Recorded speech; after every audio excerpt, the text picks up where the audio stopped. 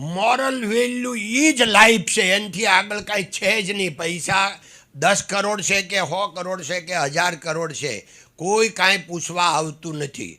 અને ઓછા પૈસા હોય તો અહીંયા બેઠેલા એવા કોઈ નથી કે એના પાસે એટલાય પૈસા નથી કે પ્લેનની ટિકિટ ન ખરીદી શકે, હોટેલમાં રાત ન રહી શકે. તો હવે માનો આ લાઈફ તો તમે જીવો જ છો, આપણે જીવી છીએ. એટલે પૈસાથી સુખ મળે એનાથી બીજું મોટ જૂઠાણું છે જ નહીં. સુખ સ્વભાવથી જ મળે, સ્વીકાર, સ્વભાવમાં સ્વીકાર. કોઈ પણ ક્યાંય વાત આવે ત્યારે આપણે એક જ વાત માનવાની, હું કાંઈ ભગવાન નથી કે બધું મારું ધાર્યું થાય, ન પણ થાય, સ્વીકાર, વાત પૂરી. એટલે બહુ ભરપૂર જીવન છે. હું તમને આ થોડીક વાત, મારે બધી વાત તો મારી જ કરવાની, નકર ડોંગરેજ મહારાજનું એ પણ સેન્ટેન્સ છે કે આપ વખાણ એ મૃત્યુ બરાબર છે. પોતાના વખાણ કરવા એ મૃત્યુ બરાબર છે. આ હું સમજું છું, અને છતાં આપને કહું છું કે મારે વાત જ્યારે આપના હૃદય સુધી પહોંચાડવાની હોય તો મારે એક્ઝામ્પલ તો, મારી પાસે કંઈ એવું ભણતર તો છે નહીં કે હું કાંઈ આમ જોડો. મારી પાસે છે એ ખાલી અનુભવ છે ને એક્સપિરિયન્સ છે, એટલી જ વાત કરવાની છે. કારણ કે આજનો જે સમય છે એમાં તાત્કાલિક શોર્ટ માઇન્ડ થઈ જાય એવું બધાને લાગે છે. પણ આમ જો આ બધું પહેલાંય હતું, પહેલાં ખબર ન પડતી, પહેલાંય હતું. પણ પહેલાં, હવે અમારા ગામની જ વાત કરું તો હું જ્યારે ભણતો હતો તે દરેક છોકરાએ એક મેસેજ વારો આવે કે આ દિવસે લાવવાનો. તો અમારા ગામના એક રવજીભાઈ કરીને હતા, એ મેસેજ વાંચ્યો એણે કે અમારા દુધાળા ગામમાં એક બેન અકસ્માતે કૂવામાં પડી ગયા અને એનું મૃત્યુ થયું. તો આ તો હું આ 65 વર્ષ પહેલાંની વાત કરું. તો એ છે ને આવો કાયદો ને વ્યવસ્થા નહોતી. એક પોલીસ આવે ગામમાં, એ લખીને જે લખાવે ઓલા સરપંચ એ લખીને વયા જાય.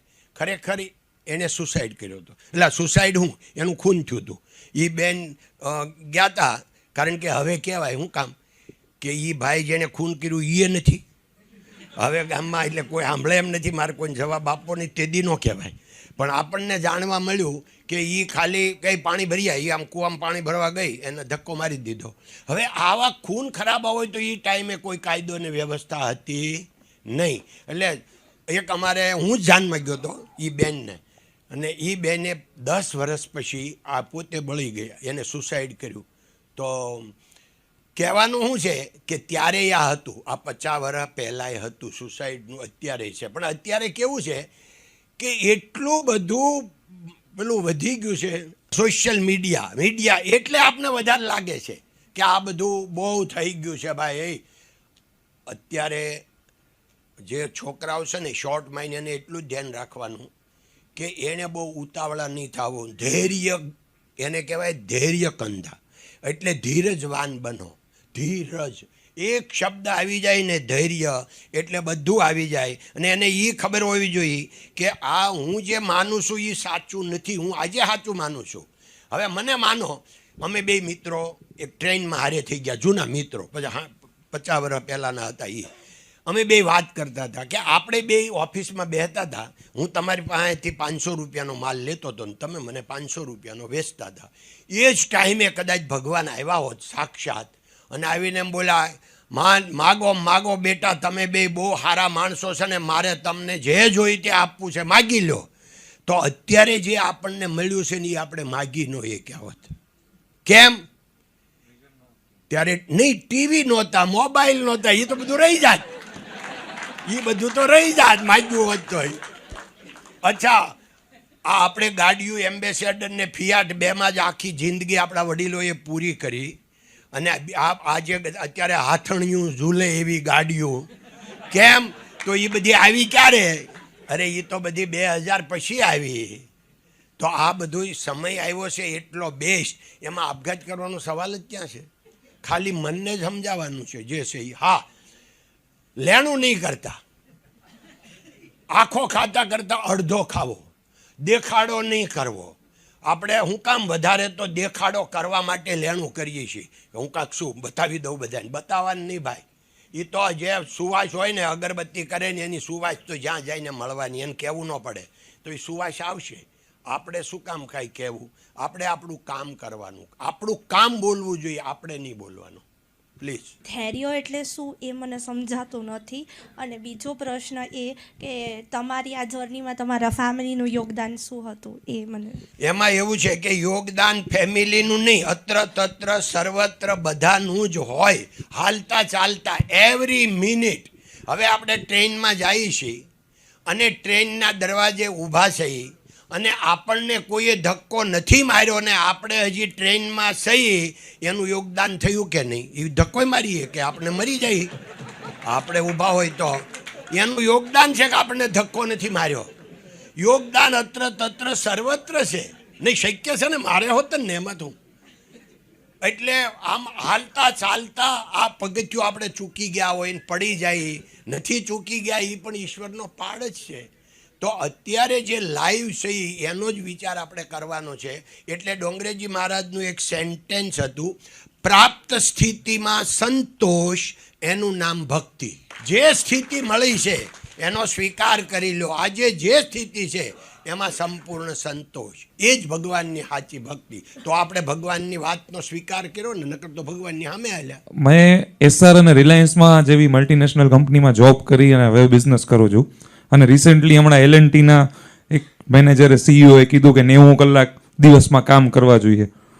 તો તમે તમારા વર્કર્સને કે અઠવાડિયાના કોઈ કલાક ફિક્સ છે, તો એમનું વર્ક લાઈફ બેલેન્સ અને તમારું વર્ક લાઈફ બેલેન્સ તમે કેવી રીતે મેન્ટેન કરો છો? કેમ કે ફેમિલીને ઘણી વખત એ ફરિયાદ હોય છે કે તમે ટાઈમ નથી દેતા. એમાં એવું છે, આ સબ્જેક્ટ નીકળ્યો છે તો પહેલાં આપણી વાત કરું કે આપણે શું કરવું જોઈએ. ઓલી બધી મોટી વાતો જે છે એ તો આપણે પછી કરશું, કારણ કે એ વાત કરવાની છે, આપણે પાલન નથી કરવાનું. વાત એટલી છે કે આપણે, હું પોતે માનું છું કે પ્રોબ્લેમ ઇઝ પ્રોગ્રેસ. એ અમારી કંપનીનો મોટો જ મોટો. કેમ? મેં મારા જીવનમાંથી ઉતાર્યો છે કે ખેતીમાં 14 કલાક 15 કલાક કામ કર્યું, કારણ કે સૂર્યોદય થાય ને એના પહેલાં ખેતરમાં પહોંચી જવાનું અને સૂર્યાસ્ત થયા પછી ત્યાંથી નીકળવાનું અને ઘરે આવવાનું. આ નિયમ જ હોય બધા, કે જેટલા આ ખેતીમાં કામ કરતા હોય આમાં બધા વડીલો છે, બધાને ખબર જ હશે. તો 14 કલાક ઓપન ટુ સ્કાયમાં 43 ડિગ્રીમાં આપણે કામ કરતા હતા. એટલે સુરત ગયા, ત્યાં મેં 6 વર્ષ હીરા ગયા, દરરોજ 14 કલાક. સવારે 6 વાગ્યે કારખાના ચાલુ થાય અને સાંજે 8 વાગ્યે બંધ થાય. અને એટલો આનંદ આવે. 14 કલાક કામ કર્યા પછી જે હેપીનેસ. 3-4 મિત્રો પાસે જઈ માર્કેટમાં કેળા ખાવા, બીજું તો બીજું કોઈ ફ્રૂટ ત્યારે મળતું નહીં. કેળા ને પછી સફરજન આવ્યા પહેલી વાર, બીજું કાંઈ ન મળતું. જામફળ ને કેળા, 2 જ ફ્રૂટમાં. હવે આ અત્યારે જન્મમાં આ બધાને ખબર જ નથી કે આવું હતું. આમાં જે વડીલો છે એને ખબર છે કે 40-50 વર્ષ પહેલાં આખા ભારતમાં 2 જ ફ્રૂટ મળતા, જમરૂખ ને કેળા. આ બધું પછી આવ્યું છે. હવે એ ડાયરેક્ટ તમને જન્મથી આવ્યું ને એટલે ઓલાની કિંમત ખબર જ નથી.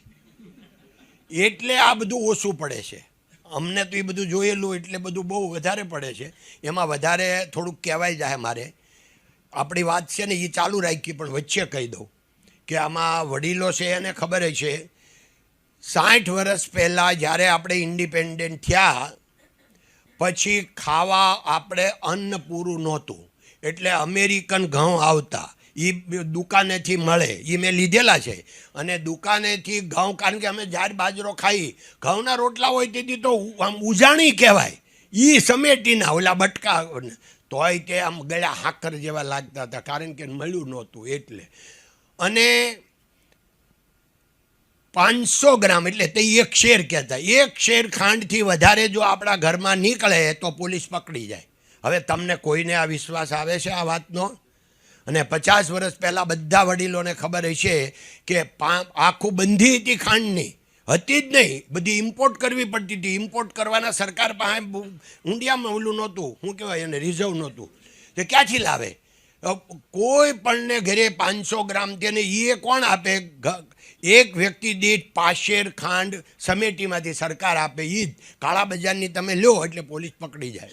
લગ્ન પ્રસંગ હોય, આજે આપણે આવા બધા લગ્ન પ્રસંગ કરીએ છીએ, 1000, 2000, 5000, 10,000, ત્યારે 15 માણસો વર તરફથી 15 કન્યા તરફથી લગ્નમાં 30 માણસોનું જ તમે જમણ બનાવી શકો. અને અમે જોયું છે અમારા ગામમાં કે જમણ 50 જણાનું 60 જણાનું બનાવ્યું હોય તો અડધું હંગરી રાખે બીજે, અને અહીંયા એટલું જ બતાવે કારણ કે ઓલા તપાસ કરવા આવે તો પોલીસ પકડી જાય. 60 જણાને જમાડો પોલીસ પકડી જાય. હવે આ દુનિયા તમે જોઈ નથી, એટલે પહેલાંની દુનિયા આ બધી જોઈ નથી ને, એટલે તમને અત્યારે જે મળ્યું છે ને એની કિંમત નથી.